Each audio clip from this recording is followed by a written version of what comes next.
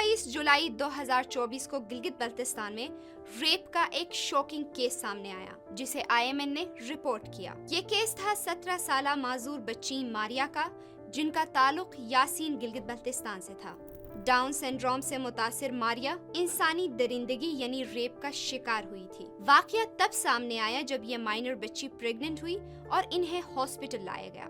Hospital में मारिया का operation हुआ, जिसमें एक मुर्दा बच्चे की पैदाइश के बाद मारिया का इंतकाल हो गया। इस सीरियस केस ने बहुत सारे सवालात खड़ा कर दिए। IMN ने इस केस को इन्वेस्टिगेट करते हुए तमाम रेलेवेंट इदारों से राब्ता किया। DIG मिर्जा हसन के मुताबिक इस केस का FIR मारिया की फैमिली ने नहीं किया था, तो पुलिस ने अपनी मुद्दत में इस केस का FIR दर्ज किया। इसके बाद पुलिस ने कब्र कुशाई की, मारिया और बच्चे का DNA लिया गया और वहां से इन्वेस्टिगेशन शुरू हुई। पुलिस ने हमें बताया कि इस केस में 6 बंदों का DNA लिया गया था, मगर वो मैच नहीं हुए, तो मजीद 3 बंदों का DNA लिया गया।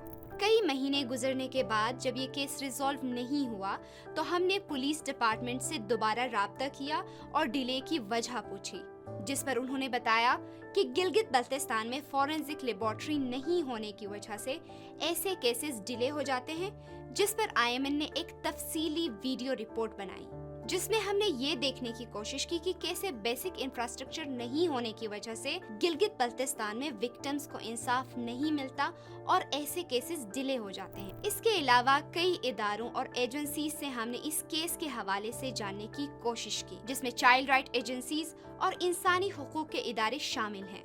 हमने उनसे ये सवाल किया कि गिलगित बल्तिस्तान के ऐसे केसेस को नेशनल मीडिया नजरअंदाज क्यों करता है और इंसानी हुकूक के इदारे ऐसे केसेस में क्या किरदार अदा करते हैं। फाइनली कई महीनों के बाद खिजर पुलिस ने DIG गिलगित रेंज मिर्जा हसन की सरबराही में इस केस को अंजाम तक पहुंचाया। मुजरिम 50 साला मोहम्मद अयूब है, जो मारिया के हमसाये हैं। मुजरिम का DNA मैच हो गया और वो जुर्म का भी एतराफ कर चुका है। 17 साला माइनर बच्ची मारिया तो इस दुनिया में नहीं रही, लेकिन वो हमारे लिए बहुत सारे सीरियस सवालात छोड़ गई। पहला सवाल ये है कि क्या गिलगित बल्तिस्तान में बच्चे और बच्चियां महफूज हैं? क्या गिलगित बल्तिस्तान में फॉरेंसिक लेबोरेटरी बनेगा ताकि ऐसे केसेस ताखिर का शिकार ना हो? जब तक मीडिया में ये केसेस रिपोर्ट नहीं होंगे, क्या इंसाफ मिलेगा? ऐसे कई सवालात और भी हैं जिनका जवाब मिलना अभी बाकी है।